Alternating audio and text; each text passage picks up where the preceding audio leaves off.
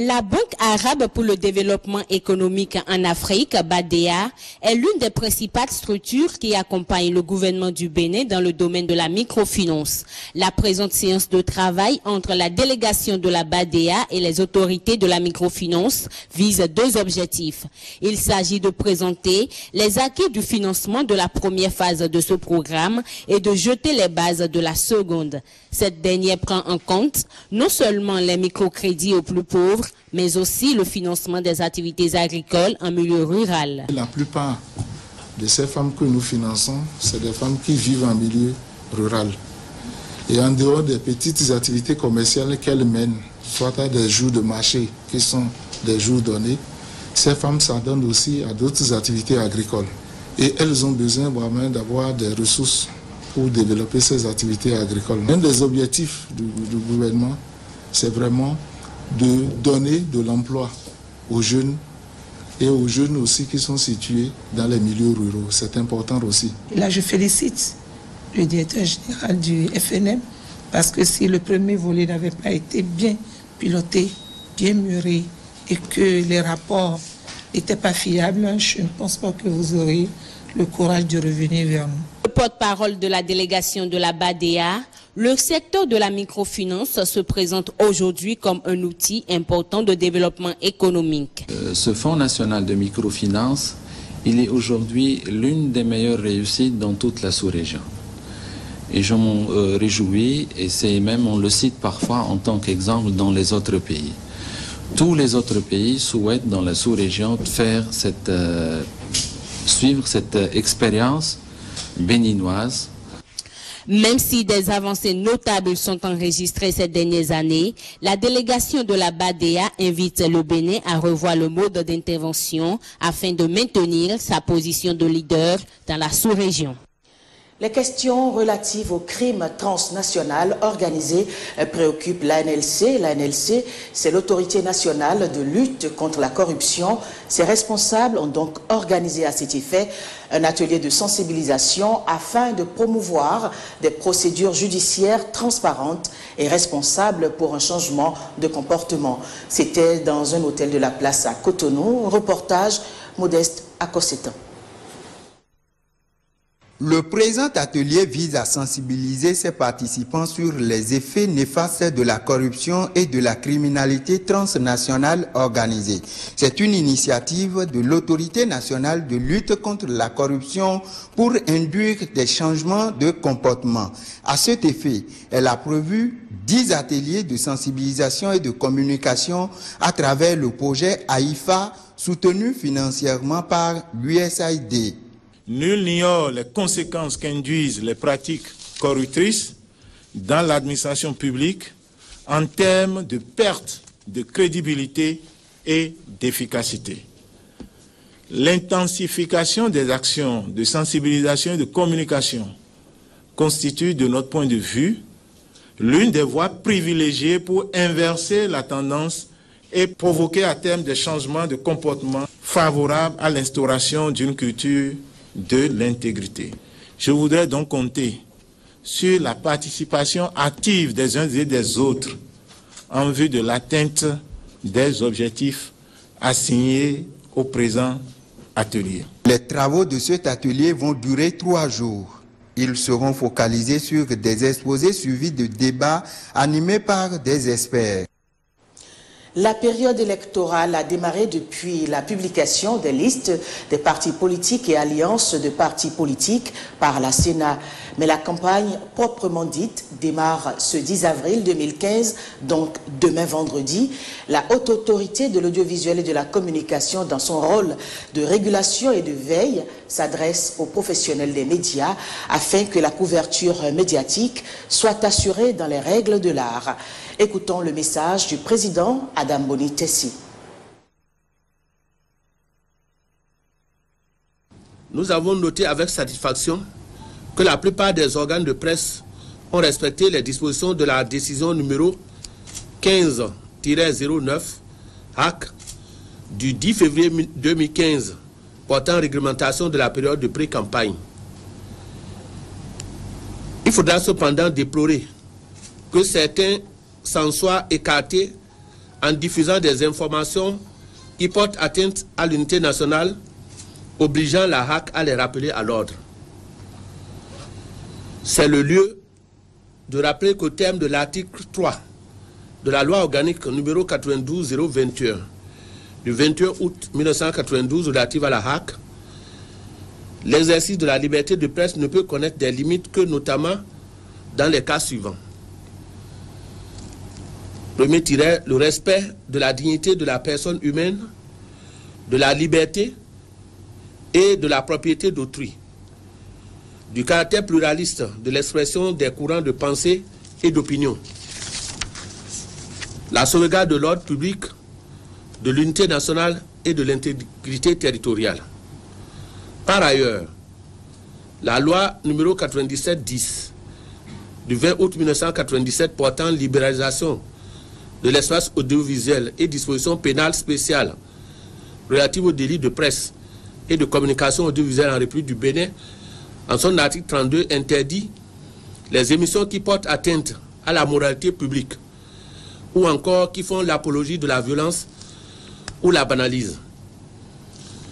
En vue de la préservation de la paix sociale en cette période délicate, j'invite expressément tous les responsables des organes de presse, de services publics et du secteur privé à respecter rigoureusement les conventions, le code de déontologie de la presse béninoise et la décision numéro 15019/HAC du 25 mars 2015 portant réglementation de la campagne médiatique des élections législatives du 26 avril 2015, notamment en son article 4 qui stipule que les organes de presse, tant de services publics que du secteur privé, doivent notamment en cette période: petit 1, s'interdire la diffusion de chansons, jeux, spots, communiqués, proverbes, récits satiriques, caricatures et toute autre production qui sont de nature à inciter à la haine religieuse, tribale ou raciale, à mettre en péril la cohésion nationale,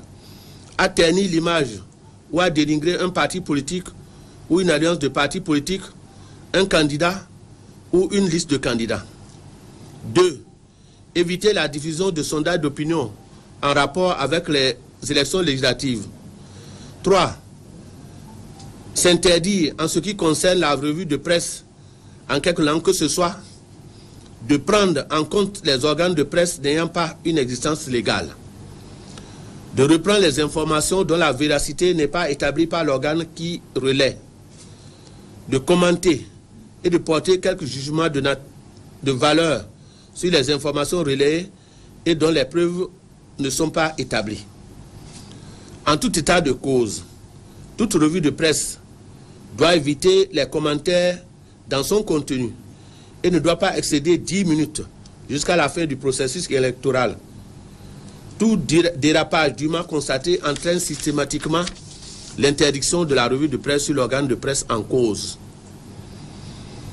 L'article 7 de la même décision invite les organes audiovisuels de presse de service public à veiller au respect strict de la déontologie en matière d'information et à assurer l'accès égalitaire des partis politiques ou alliances de partis politiques qui prennent part aux élections législatives.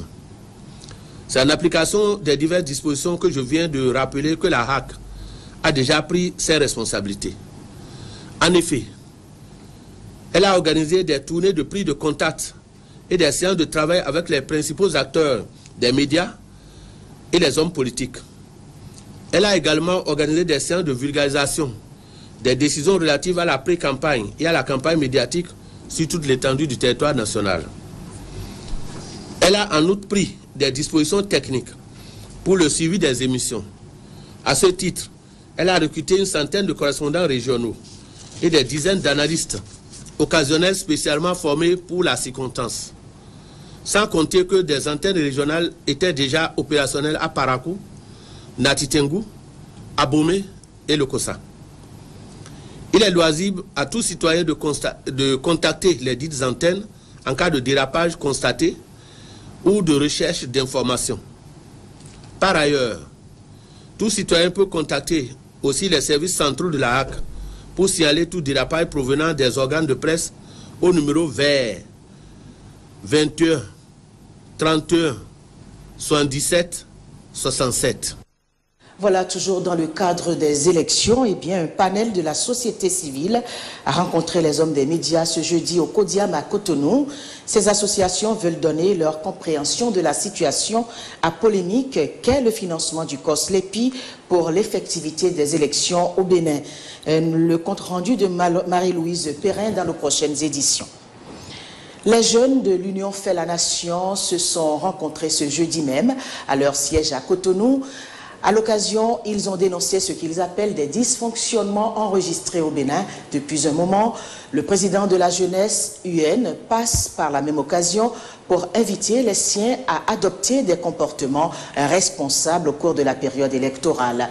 Suivons ensemble le point fait par Marie-Louise Perrin. Par cette période sensible pour le Bénin et à quelques jours des élections, les jeunes de l'Union fait la nation ont jugé bon de sensibiliser leurs pairs militants sur les attitudes à observer au cours de cette période électorale. Vous avez suivi dans ce pays, sans vous concerter, les débats dans tous les sens autour de la seule loi unique qui nous régit. Je veux dire la Constitution. L'élément n'est pas terminé. Il y a des franges de Béninois qui pensent qu'il faut la réviser, à la veille des échéances comme l'élection de celui qui va gérer ce pays. Vous avez suivi tant de choses. La liste, elle est longue. La jeunesse est vouée à ce qu'on appelle la facilité, la médiocrité. Tous ces fléaux, dans un pays démocratique, passent par la législation, la gestion des communes et puis de nos quartiers, passe par la gestion du gouvernement. Évitez de toutes les manières de vous laisser emporter par le poids de l'argent dans la désignation, le poids dans l'argent dans les comportements de l'élection qui arrive. Parce que si vous vous laissez aller, soyez bien que vous êtes passif de ce qui se fait. Par la même occasion, les agents électoraux sont invités à accomplir leurs devoirs après la formation qu'ils recevront de la Sénat. Le professeur François Adebayo Abiola a présenté les candidats de la liste FCBE dans la 21e circonscription électorale aux populations. C'est à l'occasion d'un concert animé par Zeynab Habib. La rencontre a eu lieu au CEG 1 de Sakété. Un reportage, Jérôme Humbo. Zeynab Habib est au milieu des siens à Sakété, sa terre natale. La joie est totale avec le ministre d'État.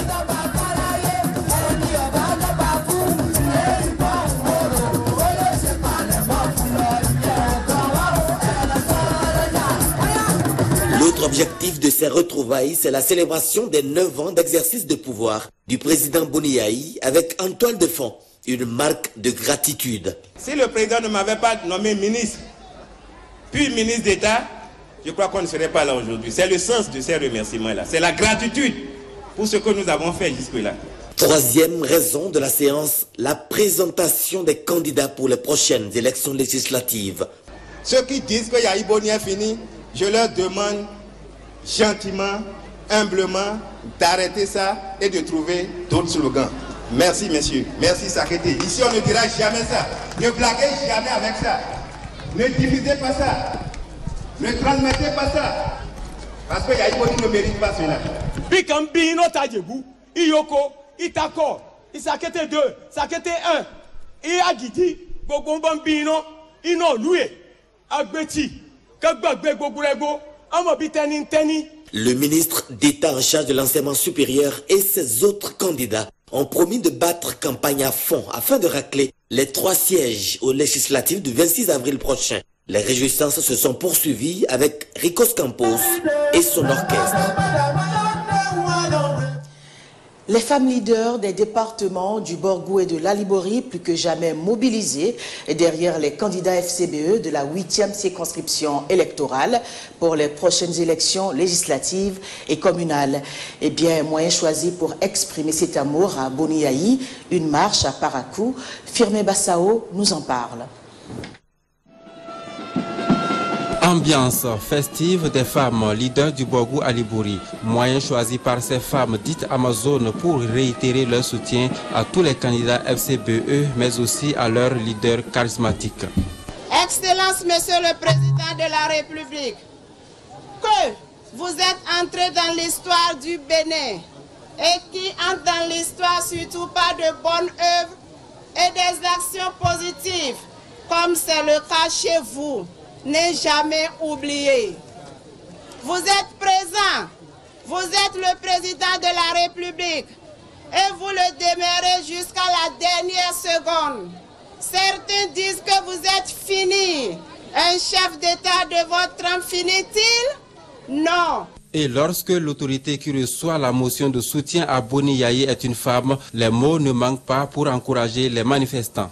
Vous avez dit qu'il est dans votre cœur et qu'il demeurera dans vos cœurs. Vos enfants ont bénéficié de toutes les sollicitudes de Yaye Boni. Vous n'êtes pas ingrate, vous venez de le dire. Merci beaucoup. Mais je vais vous dire quelque chose. Ces intoxications qui ont amené à dire que Yaye Boni est fini, n'écoutez pas ça, c'est des intoxications. Quelqu'un qui a travaillé pendant 10 ans pour son peuple, sans repos, ne peut pas finir. Une marche qui bénéficie du soutien des autorités politico-administratives. Vous comptez beaucoup dans le dispositif et vous venez de le démontrer.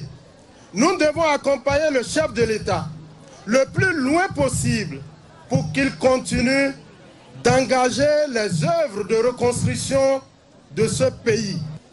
Yaye Boni, véritable don de la nature, a tout donné pour les populations de la 8e et de Parakou. Il revient maintenant aux populations de Parakou de prouver sa fidélité à un idéal, à un homme, à une vision. Les femmes leaders du Borgou Alibori se disent plus que jamais mobilisées derrière les FCBE pour les prochaines joutes électorales. Retrouvons à présent les femmes des communes de Bopa et de Koulekamé qui veulent prendre une part active dans les prochaines échéances électorales. Elles se sont mobilisées mardi dernier autour de certains leaders des forces démocratiques unies pour exprimer leur engagement.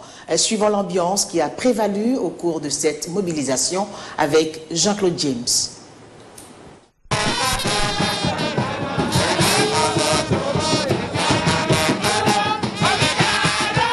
Liesse populaire, bain de foule, animations diverses, tout était au rendez-vous pour accueillir la délégation de l'Alliance des Forces Démocratiques Unies, FDU, à Bopa.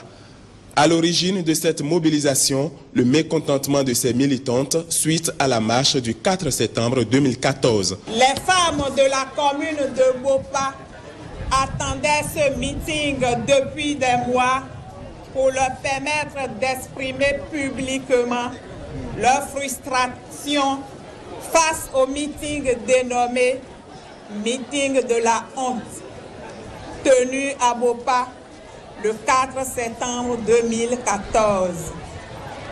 Un meeting organisé et fortement financé pour vous fragiliser. Nous, femmes de la commune de Bopa, fustigeons ce acte et saisissons l'occasion pour dire devant l'opinion publique que vos sœurs, nièces, tantes, cousines sont toujours unies derrière vous pour des victoires certaines. Après Bopa, les membres des FDU en lice pour les législatives et les autorités locales de la 11e circonscription électorale étaient à Koulekamé. Ici, la délégation est venue constater la sortie officielle des femmes de l'Alliance. Nous vous rassurons également que que notre partition ne vous fera pas défaut dans la réalisation des objectifs nobles que vous avez pour notre cher et beau pays, le Bénin. Votre déplacement massif me conforte dans mes convictions que le Bénin est un et indivisible. J'ai décidé de mener un combat de vérité, parce que dans la vie, la chose la plus importante, c'est la vérité. La chose la plus importante pour un être humain, c'est la vérité. Et surtout quand on est en partenariat avec quelqu'un d'autre.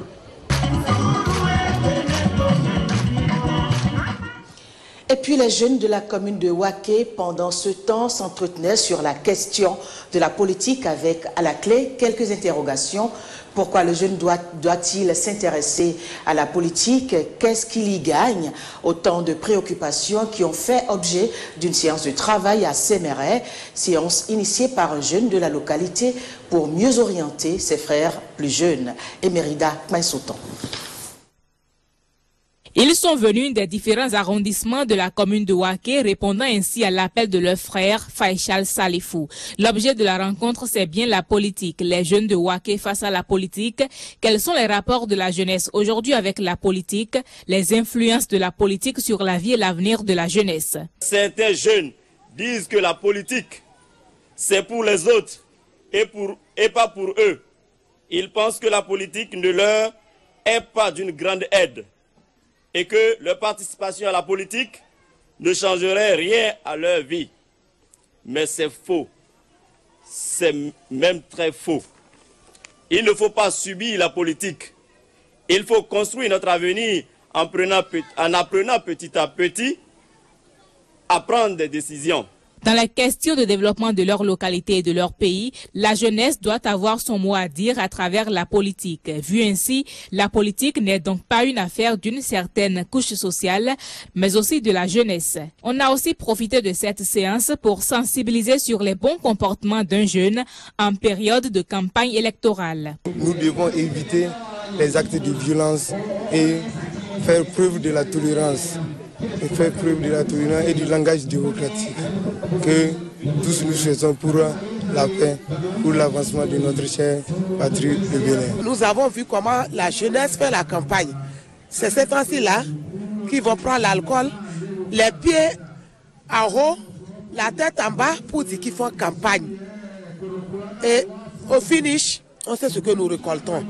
Alors vraiment,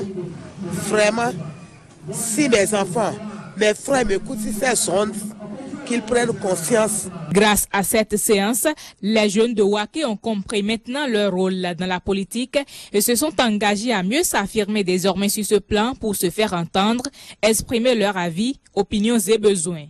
Sur notre registre, descente du nouveau directeur général des douanes à la recette de Ilakondi et au service régional de lutte contre la fraude, Sisa Kome. Sur place, la première autorité de l'administration douanière a initié une série d'échanges en vue d'aplanir les difficultés et surtout inverser la tendance baissière des recettes au niveau des différentes régies. Le compte-rendu est signé Renaud Akapo.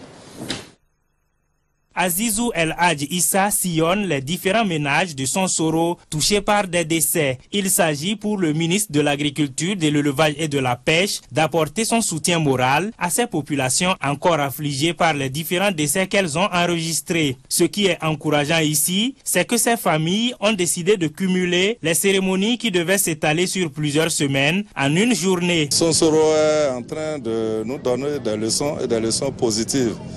Et vous voyez, c'est environ une dizaine de familles qui se sont entendues et ce jour sont en train de manifester des cérémonies qu'on aurait pu étaler sur 10 semaines. Une première leçon, c'est qu'il y a une leçon de solidarité à ce niveau. Et au plan social, ça n'a pas de prix. La deuxième leçon, c'est que économiquement, pour tous ceux qui doivent organiser ces cérémonies, en un seul jour, finissent de faire ce qu'il y a à faire. Et durant les 9 autres week-ends, ils peuvent vaquer à leur affaire. C'est vrai, cette année, nous avons eu les plus précoces. Et je crois que c'est ce genre de réflexion qui nous permettent de ne pas trop rester dans les villages et de retourner au champ pour vite vaquer à nos affaires, tenant compte de ce que la nature nous impose. Le message, c'est toujours le message de paix. Vous voyez, d'ici à là, on va aborder un certain nombre d'échéances. C'est de faire en sorte que tout se passe dans la convivialité. Parce que qu'on le veuille ou pas, nous sommes tous béninois. C'est vrai, c'est des échéances politiques. Nous courons tous vers un pouvoir. Mais au-delà de ça, le développement, c'est ensemble que nous devrons le faire. Et c'est ce message qu'on a apporté à la population. Exercice réussi. Les différentes familles sont touchées par cette marque d'affection et de sympathie que le ministre leur témoigne. Je remercie le ministre et ses accompagnés qui sont derrière lui. Nous sommes très contents parce qu'on est en train de faire cérémonie. Il est venu nous saluer parce que nous les paysans, si on fait cérémonie, celui qui nous visite, c'est lui qu'on connaît. On le remercie beaucoup. Avec le passage de Azizou El Hadj Issa à Sonsoro, la tristesse des populations liées au souvenir du décès de leurs proches laisse place à la joie de savoir que les autorités au plus haut niveau sont avec elles, surtout à des moments douloureux. Eh bien, vous avez compris, c'était plutôt El Hadj Azizou Issa qui était au contact des populations de Sonsoro. Descente donc, et nous aurons certainement les images et sons de cette descente du nouveau directeur général des douanes à la recette de Ila Kondji et au service régional de lutte contre la fraude à Commet. Sur place, la première autorité de l'administration douanière a initié une série d'échanges en vue d'aplanir les difficultés et surtout inverser la tendance baissière des recettes au niveau des différentes régies. Le compte-rendu de Renaud Akapo. Le tout nouveau patron des douanes béninoises bat le rappel des troupes suite à la série des événements qui ont plongé certaines régies douanières dans une tendance marquée par la baisse des recettes. À Ila Kondji, régie par excellence de mobilisation des ressources après le port de Cotonou et la recette d'hydrocarbures d'Akwakpa, les fonds collectés à l'issue du premier trimestre sont nettement en deçà des quotas fixés. Ainsi, en janvier, comme en mars 2015, nous avons enregistré une tendance baissière. Cette situation est due à la mise en œuvre du TEC CEDEAO, à la mise en œuvre de la décision de l'UEMOA relative à la charge à l'essieu, à la mévente, à l'augmentation du cours du dollar et d'autres problèmes non moins importants. Les difficultés évoquées ont également trait aux moyens roulants et aux nouveaux compteurs à cartes mis à la disposition de la recette des douanes de Ila Kondji. Lors d'une séance à huis clos, rondement menée sous l'égide de la première autorité de l'administration douanière, les disciples de Saint-Mathieu ont pris l'engagement d'œuvrer pour inverser la tendance baissière des recettes. Nous devons tout faire pour atteindre les quotas et les dépasser. N'oublions pas que nous sommes des soldats économiques, nous sommes aux ordres de la République et nous devons prendre part activement à la construction de cette nation qui nous est tout chère. L'exercice a été le même au service régional de lutte contre la fraude du Monokoufo. Dans l'enceinte de cette entité, située à l'entrée de la ville de Commet, plusieurs pistes ont été explorées pour renflouer les différentes régies. Mais avant de parvenir à un tel résultat, certains goulots d'étranglement doivent être levés. À Atimé, il y a le problème de connexion, le manque d'énergie qui est un problème récurrent. Nous n'avons que 2 véhicules ici. Un est complètement usagé, il ne peut plus démarrer. Face à tout ce qui précède, nous espérons que votre visite de ce jour apportera quelque soulagement à ces différents maux qui aliènent depuis longtemps nos efforts, chaque fois renouvelés, pour atteindre les objectifs budgétaires à nous fixer. Nous savons, au travers de tout ce que nous venons d'entendre, que vous n'êtes pas logé à la bonne enseigne. Nous devons travailler dans une approche d'optimisation sous contrainte. Cela veut dire que nous devons nous surpasser, malgré, disons, les réalités auxquelles nous sommes confrontés. S'employer à instaurer une nouvelle stratégie, c'est bien le nouveau pari, un engagement assorti de serment pour redresser la tendance baissière des recettes au niveau des régies, des douanes, des départements du Monokoufo. La lingerie d'occasion, un marché en forte expansion au Bénin. Et ces sous-vêtements féminins de la friperie, généralement à bas prix, ont intéressé la rédaction de la télévision nationale. Eh bien, elle vous propose donc, sous la plume d'Ibrahim Lawani, le magazine qui suit.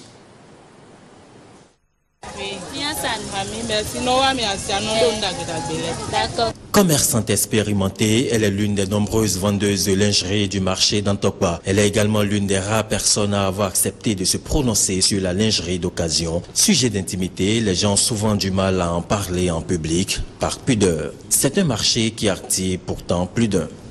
Il y a les jeunes filles, les jeunes dames qui viennent acheter chez nous. Oui, il y a des personnes âgées.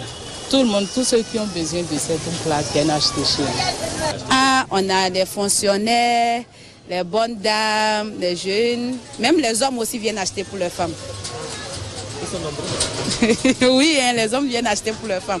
Ces vendeuses proposent une gamme variée de lingerie d'occasion. Nous en avons pour toutes les catégories, de gros seins, petits seins, tout et tout, il y en a. Ah, ça c'est pour les femmes de photo. Oui, il y en a plus de gens qui viennent dans la friperie pour acheter cette taille-là. Sinon, ils ne trouvent pas ça comme ça. C'est ça aujourd'hui maintenant que les jeunes filles portent, même les dames. Ceci par exemple, ça donne juste la forme des fesses seules.